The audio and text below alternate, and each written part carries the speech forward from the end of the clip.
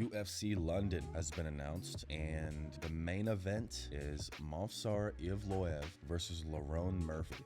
Great main event, great number one contender fight, perfect main event if I'm honest. But either of these guys should have been fighting Volk a few days ago. It should not have been Lopez. Maybe if Movsar was fighting Volk a few days ago, this main event could have been Murphy versus Lopez and vice versa. If Murphy would have fought Volk, it should have been Evloev versus Lopez.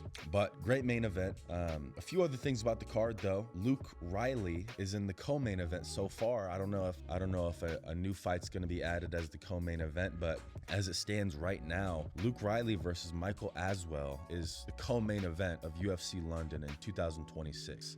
Luke Riley, I was very, very hyped for his UFC debut. I'd seen a bunch of his Cage Warriors fights. I know he's very good, but his UFC debut was, if you're a Luke Riley fan, you're kind of worried going forward. He lost the first round against Bogdan Guskov, or not Guskov, Bogdan Grad. That's a light heavyweight, but he lost the first round against Bogdan Grad. He got grappled. He got hugged for the whole first round. Couldn't defend the takedowns. Couldn't really offer anything on the ground. And then in the second round, he knocked Grad out, which was very impressive. But the first round was not impressive at all. And so he's fighting Michael Aswell.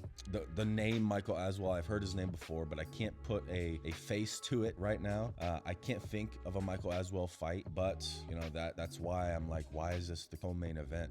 I'm fairly certain they're gonna add something different, unless they just want to make Luke Riley a star. But yeah, Luke Riley versus Michael Aswell is the current co-main event. And then we go down, Michael Venom Page versus Sam Patterson. This is in terms of merit, I think Sam Patterson does deserve a step up in competition. He came in and he got KO'd in his debut at the I believe it was 283. It was the London card with Leon versus Usman 3 back in 2023. But he got knocked out in his first fight.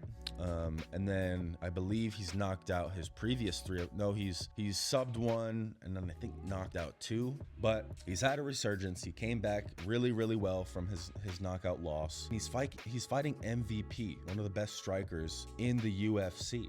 And it's a bit strange. It's strange to see MVP back at welterweight. In his last fight, he fought Jared Cannonier, which I believe Jared was in the top 10 at middleweight. And it's just strange to see that he's not staying at middleweight, but he's coming back down to welterweight. Just a bit of a strange matchup. I think Sam Patterson deserves it, but it's just not the matchup that I was expecting. And then in 2026, we have Austin Lane on the main card versus Iwo Baranetsky. Baranetsky had that banger of a fight in his last fight against Ibo Aslan. That fight was the craziest one-round fight probably ever. Now he's getting fed Austin Lane. Now, Austin Lane, I believe he's been put on several main cards just to be the lamb to get slaughtered. Just to be honest. And so Iwo Baranetsky versus Austin Lane on the main card over, and this is the next bone that I have to pick with this card. Why is Nathaniel Wood fighting Lucene Kita? Why is Nathaniel Wood not getting a ranked contender? At least number 12, number 11, number 13, not even number 15, but he's fighting Lucene Kita, who Lucene Kita was supposed to make his UFC debut a few months ago against Patricio Pitbull. Lucene came in, he missed weight. He got the opportunity to fight a legend, a ranked contender, and Lucene Kita missed weight. And he backstage after he missed weight, he walks up to Pitbull and he's asking him, just take the fight, I only missed weight, just take the fight. Like acting like Pitbull's scared. Dude, you missed weight. You got the opportunity of a lifetime to fight a legend of the sport, a ranked contender right now, and you missed weight. And then after you miss weight, you're gonna come up to him and act like he's afraid of you, and he's not wanting to take the fight because he's scared. No, Nathaniel Wood should not be fighting Lucene Kita. He's, since coming up to featherweight from bantamweight, he's 6-1, only losing to Muhammad Naimov in a very, very close fight that some people think he won. And so the fact that he's on the prelims over guys like Iwo Baranetsky and Austin Lane in London, Neither of those guys are from London, Iwo Baranetsky or Austin Lane. Nathaniel Wood is a pretty good name in London at this point. Why is he on the prelims? Why is he not fighting a ranked contender? That's crazy. And then we got Louis Sutherland. He's back against Brandon Pericic.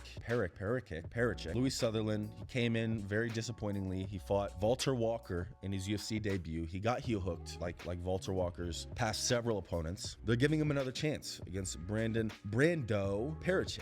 Very interesting.